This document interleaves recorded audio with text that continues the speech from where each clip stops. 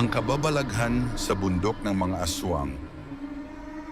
Isang grupo ng magkakaibigan ang nagpasya na maglakbay sa kabundukan ng isang liblib na lugar sa Pilipinas. Sina Marco, Ana, Liza at John ay matagal nang nagbabalak ng ganitong trip para makalayo sa ingay at stress ng syudad. Narinig nila ang tungkol sa isang napakagandang bundok na may magagandang tanawin at malamig na klima, perpektong lugar para sa isang camping trip. Bago sila umalis, binigyan sila ng babala ng mga lokal na mag-ingat dahil may mga balitang nagkalat tungkol sa mga kakaibang nilalang na naninirahan sa lugar. Ngunit binaliwala nila ito, iniisip na mga alamat lang ito at bahagi ng mga lokal na kwento para takutin ang mga turista. Nang marating nila ang paanan ng bundok, agad nilang sinimula ng kanilang pag-akyat. Sa simula, maayos ang kanilang paglalakbay. Masaya silang naglalakad, nagkukwentuhan at nagpipicture sa mga magagandang tanawin. Ang lahat ay tila perpekto hanggang sa lumalim ang gabi. Habang papalapit na sila sa kanilang campsite. Bago tayo magpatuloy, kung bago ka pa lang sa MKK, mga kwento ng kababalaghan, at gusto mo ang ganitong mga kwento, huwag kakalimutang mag-subscribe at i-click ang notification bell para laging updated sa mga bagong videos. Kung nagustuhan mo ang ganitong mga video, paki-like at i-share sa iyong mga kaibigan. Napansin nilang nag-iba ang ihip ng hangin. Ang dati malamig na simoy ng hangin ay tila nagiging mas malamig at may halong kakaibang lamig na nagdudulot ng kilabot. Ang mga tunog ng kalikasan, ang huni ng mga ibon at kuliglig ay biglang nawala na parang lahat ng nilalang sa paligid ay tumahimik bigla. Pagdating nila sa campsite, mabilis nilang inayos ang kanilang mga tent at sinindihan ng bonfire. Sa kabila ng kakaibang pakiramdam, sinubukan nilang maging masaya at magpatuloy sa kanilang mga plano. Habang kumakain ng kanilang hapunan, nagsimula silang magkwento ng mga nakakatakot na istorya, isang paboritong gawain sa bawat camping trip. Si John ang unang nagkwento tungkol sa isang alamat ng mga aswang na naninirahan sa bundok. Ayon sa kwento, may isang sinaunang tribo na naninirahan dito, ngunit sila'y nawala ng misteryoso at sinasabing naging mga aswang. Ang mga aswang na ito ay naghahanap ng mga naliligaw na tao para gawing biktima. Habang tumatagal ang kwentuhan, napansin nilang lumalalim na ang gabi at nagdesisyon na silang matulog. Ngunit bago pa man sila makatulog, nakarinig sila ng mga kakaibang tunog mula sa kagubatan. Mga yapak na tila papalapit sa kanila, ngunit sa tuwing sinisilip nila, wala naman silang nakikita. Kinabukasan, nagising sila sa mga kakaibang marka sa paligid ng kanilang campsite. May mga yapak na tila sa isang malaking hayop, ngunit hindi pamilyar ang hugis. Ang mga puno at damo ay tila nasira at may bakas ng dugo. Nabahala sila, ngunit pinilit nilang manatiling kalmado. Patuloy silang naglakbay, ngunit habang papalayo sila ng papalayo, lalong lumalakas ang kanilang pakiramdam ng takot. Napansin nilang tila paulit-ulit lang ang kanilang dinadaanan. Ang mga puno, bato at landas ay parang pamilyar na pamilyar. Tila sila umiikot sa isang maze na hindi nila matakasan.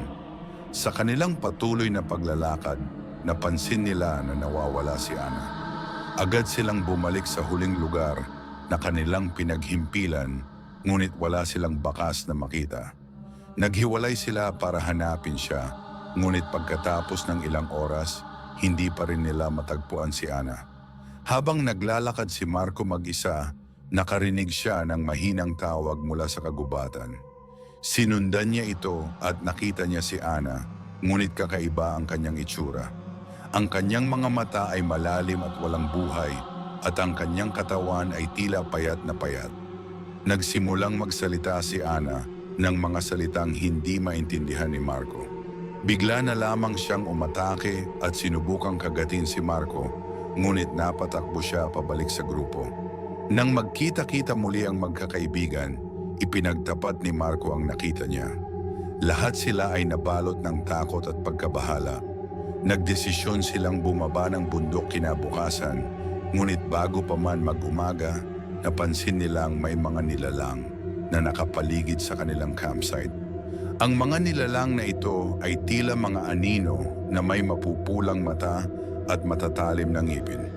Hindi na sila mga tao, kundi mga aswang na nagbabanta sa kanilang buhay. Ang bawat isa ay tumakbo para sa kanilang kaligtasan, ngunit ang kagubatan ay tila masikip at madilim. Sa kanilang pagtatangka na makatakas, si Liza ay nahuli ng isa sa mga aswang. Ang kanyang mga sigaw ay tumagos sa katahimikan ng kagubatan na lalong nagpatindi ng takot sa grupo. Si John at Marco ay nagpatuloy sa pagtakbo, ngunit ang mga aswang ay tila mas mabilis at mas pamilyar sa lugar. Sa kanilang pagtakbo, nahanap nila ang isang lumang kuweba at nagtago sila dito. Sa loob ng kuweba, nakita nila ang mga lumang simbolo at kagamitan ng mga sinaunang tribo. Napagtanto nilang nasa loob sila ng dating pamayanan ng mga tao na naging aswang. Habang nasa loob ng kuweba, napansin nila na ang mga aswang ay tila nag-aalangan na pumasok. Ang mga simbolo sa dingding ng kuweba ay parang nagbigay ng proteksyon sa kanila. Ngunit hindi ito nagtagal dahil ang mga aswang ay nagsimulang magtipon-tipon sa labas, naghihintay ng pagkakataon na makapasok. Si John sa kanyang kagipitan ay nakakita ng isang sinaunang talisman na sinasabing may kapangyarihang labanan ang mga aswang. Sa huling pagkakataon, ginamit nila ito at nagdasal ng taimtim.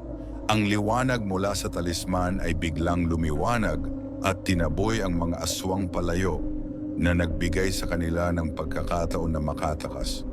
Sa kanilang pagtakas mula sa bundok, hindi nila alam kung ilang oras o araw na silang naglalakad. Ang kanilang mga katawan ay pagod na pagod at ang kanilang mga isip ay balisa. Nang marating nila ang paanan ng bundok, agad silang humingi ng tulong sa mga lokal na pulis at mga tao. Ikinwento nila ang kanilang nakakatakot na karanasan, ngunit marami ang nag-alinlangan sa kanilang kwento.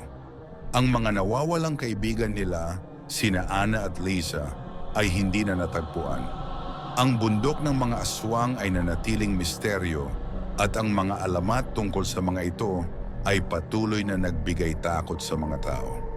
Sa kabila ng kanilang karanasan, sina John at Marco ay nagpasya na hindi na bumalik sa bundok. Ang kanilang mga alaala ay puno ng takot at pagdurusa at ang bawat gabing mapag-isa ay nagpapaalala sa kanila ng mga multo ng nakaraan.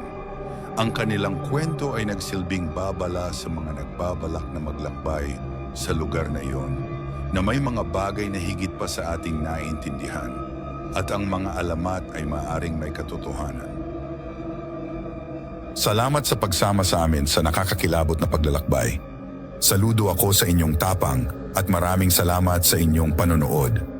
Kung gusto mo ang ganitong mga kwento, huwag kalimutang mag-subscribe at i-click ang notification bell icon para lagi kang updated sa aming mga pinakabagong kwentong makapanindig balahibo. At huwag kakalimutang i-like at i-share ang aming mga video para marami pa ang makaramdam ng kilabot. Kung meron kang sariling mga karanasan na nakakatakot, i-share mo rin sa comment section sa ibaba o mag-send sa aming email address na makikita sa description ng video. At kung may particular na kwento kang gusto mong pag-usapan o talakayin, pwede mong ilagay sa comment section. Tandaan, ang dilim ay nagtatago ng mga lihim. Handa ka bang tuklasin ang mga ito? Hanggang sa muli, ito ang MKK, nagpapaalam at mag-ingat kayo sa dilim.